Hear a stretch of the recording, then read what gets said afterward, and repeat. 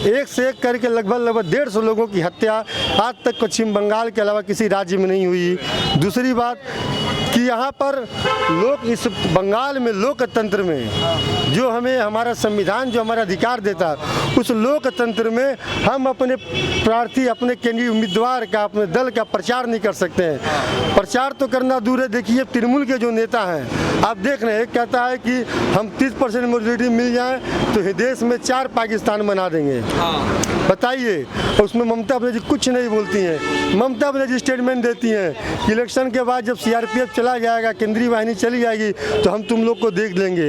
ये क्या गुंडागर्दी, मुख्यमंत्री भी गुंडागर्दी पर उतर गई हैं। वो मंच पे से घूम के बोले, जिनको पता नहीं है कि चंडी पाठ चप्पल पहन के नहीं किया जाता, और चंडी पाठ उनका सुनिएगा हमारा सुनिएगा, अब मिलाइएगा चंडी पाठ में क्या सही है। चंडी पाठ ऐसे है, या देवी सर्वभूतेषु मातृरूपेण संस्थिता नमस्तस्यै नमस्तस्यै नमस्तस्यै नमो नमः, या देवी सर्वभूतेषु शक्तिरूपेण संस्थिता नमस्तस्यै नमस्तस्यै नमस्तस्यै नमो नमः, या देवी सर्वभूतेषु बुद्धिरूपेण संस्थिता नमस्तस्यै नमस्तस्यै नमस्तस्यै नमो नमः। उनका पूछिएगा ओम जयंती मंगला काली भद्रकाली कपालिनी दुर्गा क्षमा शिवा धात्री स्वाहा सौदा नमस्तुते, उनके उच्चारण को मिलाइएगा, आप मैच करिएगा। उन्होंने इसमें मंत्र का उच्चारण भी गलत किया। वो भगवान विष्णु को विष्णु माता कहती हैं। अब ऐसे जाली हिंदू का हम क्या करेंगे। गुंडागर्दी तो इस चरम सीमा पे है कि हमारे कार्यकर्ताओं को मारा जाता है। मारने के बाद जो हम थाना में रिपोर्ट लिखाने जाते हैं तो पुलिस हमें सुझाव देती है कि आप ऐसे नहीं ऐसे लिखवाइए। आपके साथ भी ऐसी कोई वारदात हुई? वही मैं पूरी घटना को बता रहा हूँ। 4-5 महीने पहले की बात है। रात को हमारे मंडल के संपादक हैं, उनके ऊपर हमला हुआ। हम लोग गए थे, हमारे ऊपर भी हमला हुआ, मारा गया। हमारे कार्यकर्ता के ऊपर किरासन तेल उसके शरीर पर डाल दिया गया। तेल डाल दिया? किरासन तेल। एक कार्यकर्ता जो बगल दुकान में बैठा हुआ उसको ऐसे ही मारा गया कि उसका पूरा हाथ फट गया। उसके बाद भी पुलिस ने अपने मन से, नियम होता है कि सरकारी अस्पताल में भेजकर उसका मेडिकल करवा के कंप्लेन करवाइए आप, उन्होंने प्राइवेट करवा के घर छोड़ दिया। घर छोड़ दिया। बोला कोई बात नहीं है। मतलब पुलिस भी परेशान? हाँ, ये है। अभी 3-4 दिन पहले ही घटना है। हम लोग का एक कार्यालय है जहाँ पे लोग झंडा उंडा लगा कर आराम से बैठे हुए थे, वहाँ पे हमला होता है, हमला करके मारा जाता है। अब बेशर्मी का ये हद है कि सीनियर सिटीजन महिलाओं तो कभी नहीं छोड़ा जाता है। हमने देखा। आप पश्चिम बंगाल का हालत आप देख सकते हैं कि 85 साल की वृद्धा जिसे इस तरह से बेरहमी से मारा गया था, जिनकी मृत्यु कल होली के दिन हो गई, जिस समय पूरा हिंदुस्तान होली खुशियाँ मना रहा था, हमारे कार्यकर्ता घर में मातम मना हुआ था।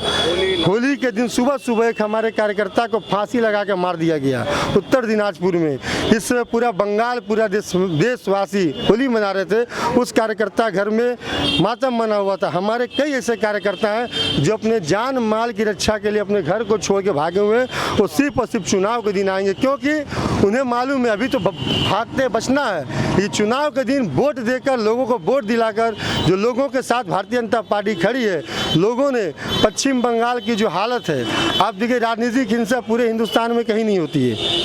छिटपुट होती है, मारा मारी धक्का मुक्की बस होती, राजनीति है, नोकझोंक होगी, लेकिन इस तरह से एक करके लगभग 150 लोगों की हत्या आज तक पश्चिम बंगाल के अलावा किसी राज्य में नहीं हुई। दूसरी बात कि यहाँ पर लोग इस बंगाल में लोकतंत्र में जो हमें हमारा संविधान जो हमारा अधिकार देता है उस लोकतंत्र में हम अपने प्रार्थी अपने केंद्रीय उम्मीदवार का अपने दल का प्रचार नहीं कर सकते हैं। प्रचार तो करना दूर है। देखिए तृणमूल के जो नेता हैं आप देख रहे हैं, कहता है कि हम 30% मेजोरिटी मिल जाए तो देश में 4 पाकिस्तान बना देंगे। बताइए, उसमें ममता बनर्जी कुछ नहीं बोलती हैं। ममता बनर्जी स्टेटमेंट देती हैं कि इलेक्शन के बाद जब सीआरपीएफ चला जाएगा, केंद्रीय वाहिनी चली जाएगी तो हम तुम लोग को देख लेंगे। ये क्या गुंडागर्दी, मुख्यमंत्री भी गुंडागर्दी पर उतर गई हैं। दादा, वहीं पर शोभा मजुमदार जी की जो डेथ हुई थी उस पर भी सियासत गर्म हो गई थी। हम देख रहे हैं ममता बनर्जी तो उल्टा बीजेपी पर आरोप लगा रही थी कि बीजेपी के जो गुंडे हैं जो यूपी और बिहार से लाए गए उन्होंने ही मारा, इस तरीके की बात। मतलब हमारे जगत प्रसाद नड्डा जी गुंडे हैं, आदित्यनाथ योगी हमारे मुख्यमंत्री गुंडे हैं, हमारे जो नेता आ रहे हैं, उप मुख्यमंत्री आ रहे हैं, सांसद आ रहे हैं, हमारा पार्टी देश का सबसे बड़ा पार्टी है, हमारे में कार्यकर्ता ज़्यादा है, हमारे में नेता ज़्यादा है, और चुनाव के समय में हमारे साथ खड़े हैं। तो बाहर के गुंडे हो गए, गुंडा तो उनके लिए वो हैं जो 2004 के पहले जिन बांग्लादेशियों घुसपैठियों को बोलती थी घुसपैठी है, यहाँ पे बंगाल में संतरास करते हैं, उनके खिलाफ में पेपर फेंकी थी। आज उन्हीं रोहिंग्यों के लिए, उन्हीं बांग्लादेशियों के लिए वो समर्थन में सीए के खिलाफ लड़ रही हैं कि उनको नागरिकता दे दो। वो तो ज़्यादा वोट बैंक है ना उनका, वोट बैंक है। देखिए आए दिनों आप सुनते हैं कि तृणमूल के कार्यालय में आप यही आपका पड़ जाएगा सियालदह स्टेशन के पास, चुनाव के पहले ही तृणमूल के कार्यालय में बम ब्लास्ट होता है।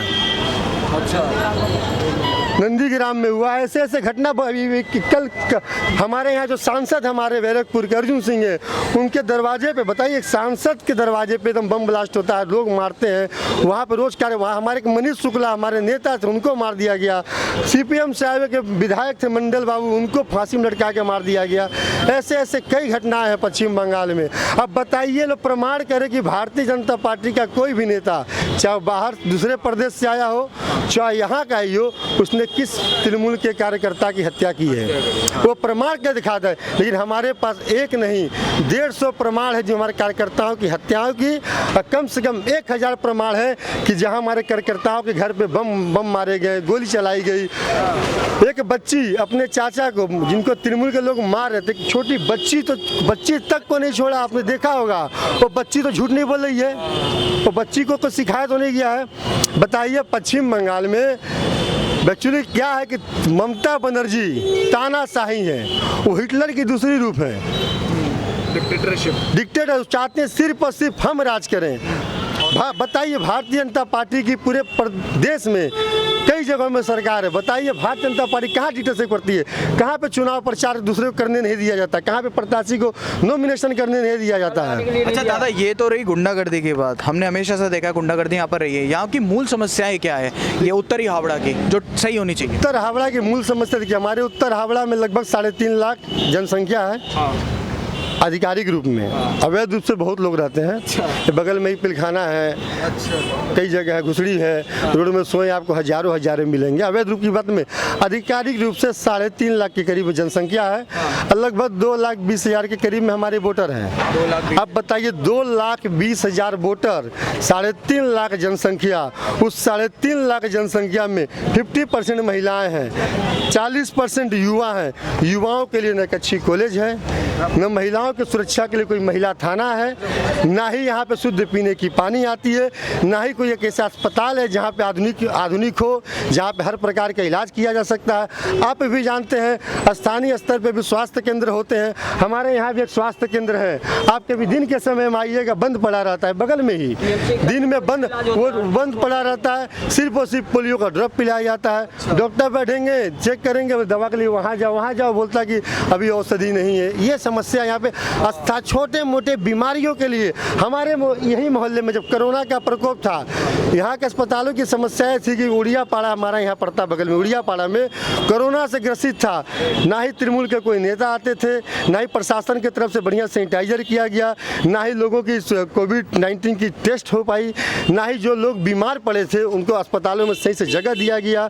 लोग मजबूरन यहाँ से जान बचाने के लिए अपने रिश्तेदारों के यहाँ दूसरे प्रदेशों में जाके, दूसरे शहरों में जाके भागने को मजबूर हुए। जिनके पास पैसा नहीं तो लोग 20-20 हज़ार रुपया कर्ज लेकर भागे यहाँ से जान बचाने के लिए। हमने भी देखा कि दिल्ली आए थे हमारे मोहल्ले में एक विशिष्ट समाज सेवी थे प्रकाश साहू जी, जो कोरोना के इलाज नहीं हो पाए, उनकी मृत्यु हो गई, अस्पतालों के में दर बदर ठोकर खाते रहे, उनकी मृत्यु हो गई। ये है हमारा उत्तर हावड़ा में कोरोना से लड़ने के समय फैलते ये सत्तेवाला ID हॉस्पिटल, जिसमें कोरोना का इलाज हुआ, तो कोरोना का काम था, इन्हीं के पिताजी भर्ती इलाज के बिना वो मारे गए हैं। आप जानते हैं कि जब कोरोना पकड़ रहा था, पूरा दुनिया कर रहा, साइंटिस्ट कह रहे थे, डॉक्टर कहते हैं इम्यूनिटी पावर बढ़ाने के लिए, भात दाल कद्दू मतलब कोहड़ा का सब्जी मिलता था। ये परिस्थिति यहाँ पे सरकार के द्वारा जो राशन भेजा जाता था, केंद्र सरकार के द्वारा 5 किलो चावल, गेहूँ, 1 किलो दाल, आप पता लगा लीजिए जनता से किसको कितना 5 किलो मिला। ममता बनर्जी जोश में कहा कि हम पूरा 1 साल तक राशन फ्री, अभी तक राशन नहीं मिला। ऐसा स्थिति है कि लोगों को कूपन दिया गया, गया। उन्होंने कहा था जो प्रवासी लोग जो है दूसरे प्रदेशों में काम करते हैं, हमारे देश के प्रधानमंत्री ने कहा जो प्रवासी हैं उनको कूपन दिया जाए, उन्हें भी राशन की व्यवस्था की जाए, क्योंकि वो बेरोजगार होकर घर में बैठे हैं, उन्हें कूपन नहीं दिया गया। उसी दौरान अम्फान नामक एक तूफान आया, लोगों का घर उड़ा। 1000 करोड़ हमारे अमित शाह जी ने घोषणा करके यहाँ से गए। 1000 करोड़, 1000 करोड़ में जो सुविधा के नाम पे जो मिलना चाहिए था, हमने सोचा था कि चलो किसी का छज्जा उड़ा 20,000, 25,000, 30,000 तो मिलेगा ही। आपको बता रहे सिर्फ एक तिरपाल 200 रुपये की तिरपाल, 200 का तिरपाल 20,000 मिलने वाला था जहाँ मुआवजा, वहाँ सिर्फ 200 के तिरपाल से काम चला गया। इसमें भी कटमनी क्या ये कटमनी है साहब, पूरा ही ले लिया। 20,000 कहाँ 200 का तिरपाल, उसमें भी कर हम समाज सेवा कर रहे हैं। फोटो खिंचाओ तो पहले क्या हम समाज सेवा करें, उसमें भी पुलिस के द्वारा किया जाता था। ये है यहाँ की परिस्थिति। अब आइए यहाँ पे उत्तर हावड़ा में अभी आप घूम सकते हैं, सारी सड़कें आपको नई नई बनी हुई दिखाई देंगी।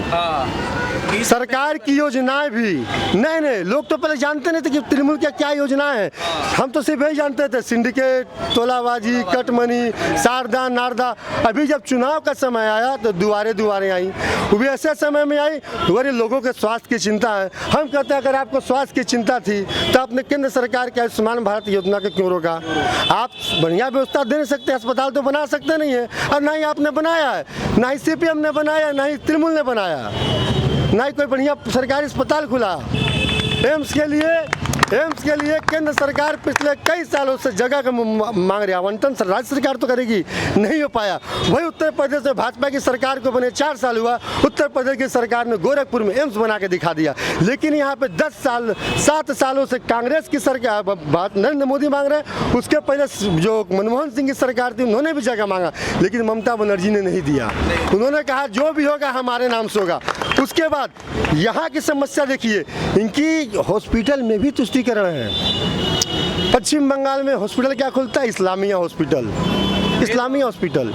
मैंने हॉस्पिटल भी तो इस्लामिया हॉस्पिटल खुला। और कहती है भाजपा वाले कट्टर हैं, भाजपा वाले धर्म की राजनीति करते हैं। जय श्री राम हम बोलते हैं तो कट्टर हो जाते हैं, वो जाके नमाज पढ़ती हैं, इफ्तार पार्टी मनाती हैं, तो वो तुष्टीकरण उनका नहीं होता है। आप जब हमारी सीधी बात है, जब आप सिर्फ किसी विशेष व्यक्ति के लिए लड़िएगा तो हमारे देश की 70% जनसंख्या के लिए आवाज़ कौन उठाएगा? हम उठाएंगे, भारतीय जनता पार्टी उठाएगी। अरे ऐसा नहीं, भारतीय जनता पार्टी ने, मैं बता दे रहा हूँ, भारतीय जनता पार्टी ने मुस्लिमों की आधी आबादी के लिए काम किया है। हम सबका साथ सबका विकास की बात करते हैं। अगर 30% मुसलमान हमारे भारत में है तो उस 30% में तो 50%, उसका 50% तो महिलाएं भी हैं। महिलाओं के लिए 3 तलाक बिल नरेंद्र मोदी ने लाया। दादा एक और सवाल पूछना चाहूँगा। ममता बनर्जी अब अपना गोत्र बता रही है, जो कभी जय श्री राम के नारों से चिढ़ती थी, अब उनको अपना धर्म बताना पड़ रहा है, अपना गोत्र बताना पड़ रहा है। उस पर आप क्या कहेंगे? देखिए अब क्या है कि ना, वो कहा जाता है ना कि अभी तो मंदिर भी जा रही हैं, कर रही है, चंडी पाठ पढ़ रहे, चंडी पाठ हम पढ़ते, चंडी पाठ देखिए, चंडी पाठ वो मंच पे से घूम के बोले, जिनको पता नहीं है कि चंडी पाठ चप्पल पहन के नहीं किया जाता। और चंडी पाठ उनका सुनिएगा, हमारा सुनिएगा, अब मिलाइएगा चंडी पाठ में क्या सही है। चंडी पाठ ऐसे है, या देवी सर्वभूतेषु मातृरूपेण संस्थिता नमस्तस्यै नमस्तस्यै नमस्तस्यै नमो नमः, या देवी सर्वभूतेषु शक्तिरूपेण संस्थिता नमस्तस्यै नमस्तस्यै नमस्तस्यै नमो नमः, या देवी सर्वभूतेषु बुद्धिरूपेण संस्थिता नमस्तस्यै नमस्तस्यै नमस्तस्यै नमो नमः।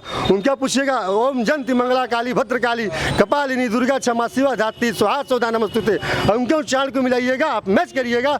उन्होंने इसमें मंत्र का उच्चारण भी गलत किया। वो भगवान विष्णु को विष्णु माता कहती हैं। अब ऐसे जाली हिंदू का हम क्या करेंगे? हम तो कहते हैं भैया आपने जो